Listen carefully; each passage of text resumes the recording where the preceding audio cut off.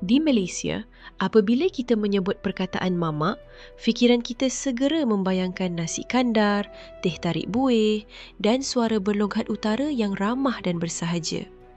Namun, di balik gambaran harian itu, tersembunyi sebuah kisah jauh lebih besar dan jauh lebih tua daripada apa yang sering kita bayangkan.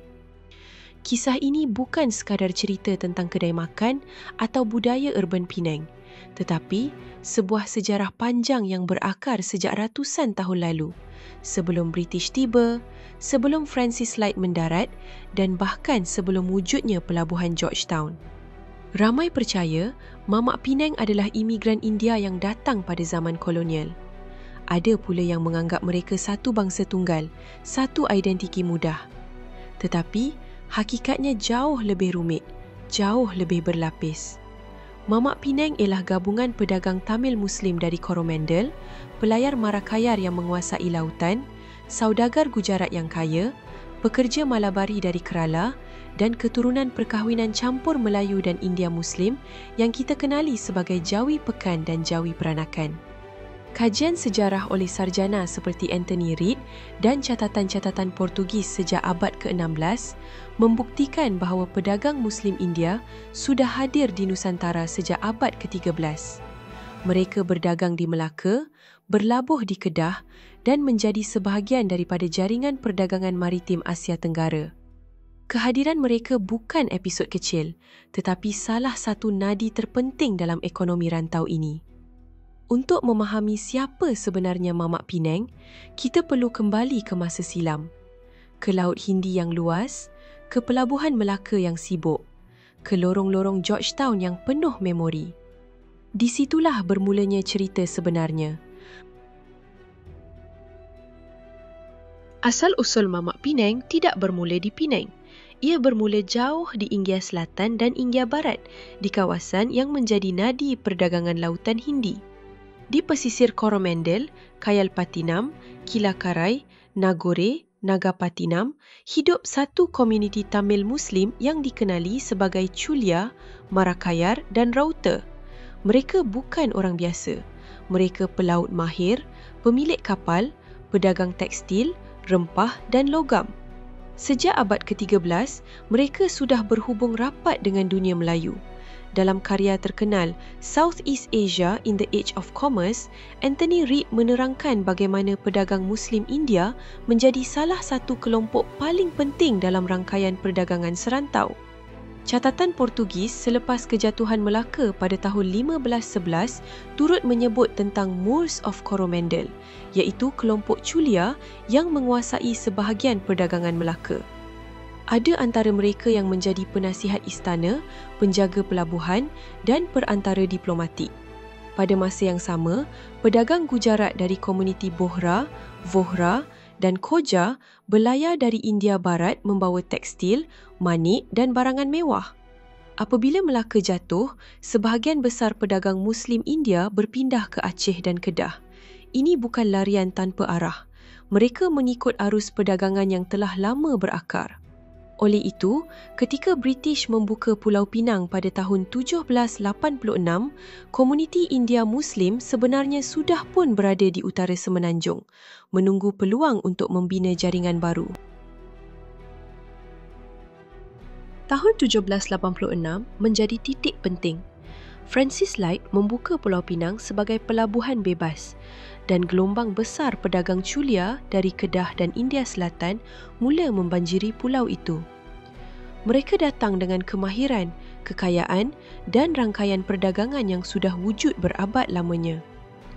Nama lebuh Chulia sendiri adalah bukti sejarah. Dinamakan sempena komuniti Tamil Muslim Chulia yang mendominasi kawasan tersebut. Di Georgetown, mereka membina rangkaian ekonomi yang kukuh. Kedai kain, gudang, rumah tumpangan dan pusat perdagangan tumbuh di sepanjang lebuh Chulia, lebuh Queen dan kawasan Masjid Kapitan Keling. Masjid Kapitan Keling yang dibina sekitar tahun 1801 oleh Kauda Mohidin menjadi mercu tanda utama komuniti ini. Tidak jauh darinya terletak Nagore Durga Sharif, sebuah makam sufi yang menjadi pusat kerohanian dan kebajikan masyarakat India Muslim. Chulia di Penang bukan sekadar peniaga kedai kecil. Mereka ialah pemilik kapal Marakayar, pengurus dana wakaf, saudagar antarabangsa dan jurutulis British. Rekod kolonial sering merujuk mereka sebagai Moors, Chulia Mohammedans atau Indian Muslims. Keturunan mereka hari ini merupakan kelompok paling sinonim dengan identiti Mamak Penang, berlohad utara, kuat berniaga dan menjadi tulang belakang masjid serta komuniti setempat. Namun, Mamak Penang tidak hanya dibentuk oleh Tamil Muslim. Dalam abad ke-19, British membawa masuk satu lagi komuniti penting dari India Selatan, iaitu Muslim dari Malabar di Kerala. Mereka dikenali sebagai Malabari atau Mapila Muslim. Kehadiran mereka memberi kesan besar kepada struktur sosial dan ekonomi Penang. Ramai Malabari bekerja dalam sektor pelabuhan sebagai buruh, pekerja gudang, polis, pengawal keselamatan dan operator logistik. Mereka menjadi tulang belakang Swettenham Pier memastikan kapal dagang British, India dan Nusantara sentiasa bergerak lancar. Walaupun status ekonomi mereka tidak setinggi pedagang Chulia, peranan mereka sangat penting dalam industri maritim Penang. Dalam beberapa dekad, ramai daripada mereka berkahwin dengan komuniti Tamil Muslim dan Jawi peranakan, sehingga identiti Malabari semakin terserap ke dalam komuniti Mamak Penang yang lebih luas. Selain Tamil Muslim dan Malabari, wujud satu lagi kumpulan yang kecil tetapi sangat berpengaruh dalam pembentukan identiti India Muslim Penang, iaitu komuniti Gujarati Muslim. Mereka datang dari Gujarat, kawasan yang terkenal sebagai pusat perdagangan emas dan tekstil sejak zaman Mughal. Gujarati Muslim terdiri daripada komuniti Bohra, Sunni Vohra dan Khoja, masing-masing dengan tradisi perdagangan tersendiri. Di Georgetown, keluarga Gujarati membuka kedai emas, kedai tekstil dan firma perdagangan yang tersenarai dalam Direktori British pada abad ke-19. Salah satu firma paling terkenal ialah A.M. Esaboy & Co. Walaupun bilangannya tidak besar, mereka memainkan peranan penting dalam rangkaian perdagangan India, Penang, Singapura. Ada antara mereka kekal memegang identiti Gujarati, manakala sebahagian pula berkahwin dengan komuniti India Muslim tempatan dan akhirnya melebur dalam budaya Mamak Penang. Tetapi, komponen paling unik dalam dunia Mamak Penang ialah komuniti Jawi Pekan atau Jawi Peranakan. Mereka bukan 100% India Muslim, bukan juga Melayu sepenuhnya. Mereka hasil perkahwinan campur antara lelaki India Muslim, kebanyakannya dari Coromandel dan Gujarat, dengan wanita Melayu tempatan. Anak-anak mereka membesar sebagai penutur bahasa Melayu, beragama Islam, bermazhab Syafi'i dan hidup dengan budaya Melayu bandar. British menggelarkan mereka Town Malays atau Jawi Pekan. Komuniti ini menjadi kelas elit bandar, terlibat dalam pendidikan, penyagaan dan pentadbiran kolonial. Mereka menerbitkan akhbar Jawi Peranakan pada tahun 1876, antara akhbar Melayu terawal di Asia Tenggara. Gaya bahasa mereka melahirkan loghat khas Penang, iaitu bahasa Tanjung, gabungan Melayu, Tamil, Arab dan Inggeris. Dalam budaya moden, merekalah asal-usul watak yang kita kenali sebagai anak mami Penang. Selain campuran Melayu dan India Muslim, terdapat satu lagi lapisan identiti dalam dunia Mamak Penang, iaitu Arab India Melayu Peranakan. Sejak abad ke-18, pedagang Arab Hadrami dari Yaman datang berdagang di Georgetown dan membina hubungan dengan komuniti Chulia dan Melayu. Perkahwinan silang antara tiga kelompok ini melahirkan keluarga besar dengan nama-nama seperti Merikan atau Mirkan yang berasal daripada Mir Khan, keluarga Maidin dan keluarga Syahul Hamid. Gabungan darah Arab, Tamil Muslim dan Melayu menjadikan wajah Mamak Penang sangat beraneka. Ada yang kelihatan seperti Arab, ada yang seperti Melayu, ada yang seperti India Selatan. Namun, mereka semua berkongsi agama, budaya dan jaringan sosial yang sama. Mereka membina wakaf, rumah ibadah, sekolah agama dan menjadi salah satu komponen terpenting dalam pembentukan identiti Islam Bandar Penang.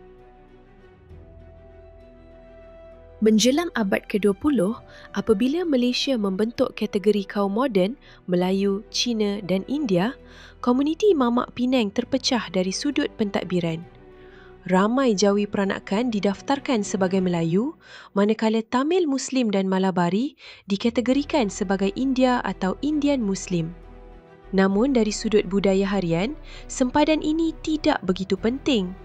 Di Penang, identiti Mamak dibentuk bukan oleh borang kerajaan tetapi oleh kehidupan seharian mereka.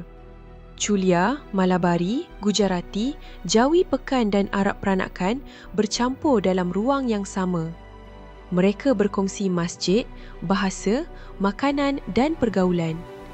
Bahasa Melayu Lokhat Utara menjadi lingua franca. Kari, nasi kandar dan roti bakar menjadi simbol budaya bersama. Tradisi wakaf India Muslim pula memastikan masjid, sekolah agama dan bantuan komuniti sentiasa berjalan. Melalui gabungan inilah lahirnya identiti budaya moden yang kita panggil Mamak Penang. Ia bukan bangsa, ia bukan kategori. Ia adalah hasil percampuran sejarah, agama dan budaya selama beratus-ratus tahun. Hari ini, muncul beberapa salah faham tentang Mamak Penang. Ada yang bertanya, Mamak ni Melayu ke India? Jawapannya tidak semudah itu. Ada Mamak yang keturunan Tamil Muslim 100%. Ada Mamak yang hasil campuran Melayu dan India Muslim. Ada pula yang sebenarnya Jawi peranakan tetapi dikategorikan sebagai Melayu sejak zaman kolonial lagi. Sebab itulah, rupa paras dan gaya hidup Mamak Penang sangat pelbagai. Ada juga soalan, kenapa ada Mamak muka Melayu? Ini kerana perkahwinan campur Melayu-India Muslim telah berlaku sejak zaman Kesultanan Melaka. Soalan lain pula, betulkah Mamak datang masa British? Hakikatnya, pedagang Muslim India telah hadir di Melaka sejak abad ke-13. Mereka antara kelompok pertama yang membawa Islam, perdagangan dan jaringan global ke rantau ini. Dan persepsi bahawa Mamak hanya peniaga nasi kandar juga tidak tepat. Itu hanya sebahagian kecil daripada sejarah moden. Sejarah sebenar mereka jauh lebih luas dan jauh lebih tua. Jika kita berjalan di Georgetown hari ini, kita sedang melalui lembaran sejarah hidup komuniti Mamak Penang. Masjid Kapitan Keling berdiri megah, dibina oleh pedagang Chulia ratusan tahun lalu. Nagori Durga Sharif menjadi simbol kerohanian dan hubungan Penang dengan Coromandel. Kedai emas, kedai kain, restoran nasi kandar dan lorong-lorong kecil sekitar Lebuh Aceh dan Lebuh Armenian semuanya menyimpan jejak perniagaan India Muslim. Tanpa mereka, Penang tidak akan mempunyai warna, jiwa dan keunikan seperti yang kita kenal hari ini. Mamak Penang bukan sekadar peniaga kedai atau pembancuh teh tarik. Mereka adalah anak dagang dari tanah jauh yang berlayar merentas lautan, meninggalkan kampung halaman demi membina masa depan. Di Penang, mereka menemui rumah baru. Mereka berkahwin, membina keluarga, mendirikan masjid, membuka kedai dan memakmurkan pelabuhan. Dari generasi ke generasi, mereka menjadi sebahagian daripada nadi pulau ini. Identiti mereka tidak pernah statik. Ia berubah, berkembang dan melebur. Namun satu perkara tetap kekal. Mamak Penang bukan sekadar kaum atau kategori. Mereka adalah kisah tentang keberanian merantau, tentang identiti yang terjalin melalui pertemuan tiga dunia dan tentang sebuah pulau kecil yang menerima mereka sebagai sebahagian daripada dirinya. Di situlah keindahan sejarah ini. Di situlah Mamak Penang menemukan makna sebenar sebuah rumah.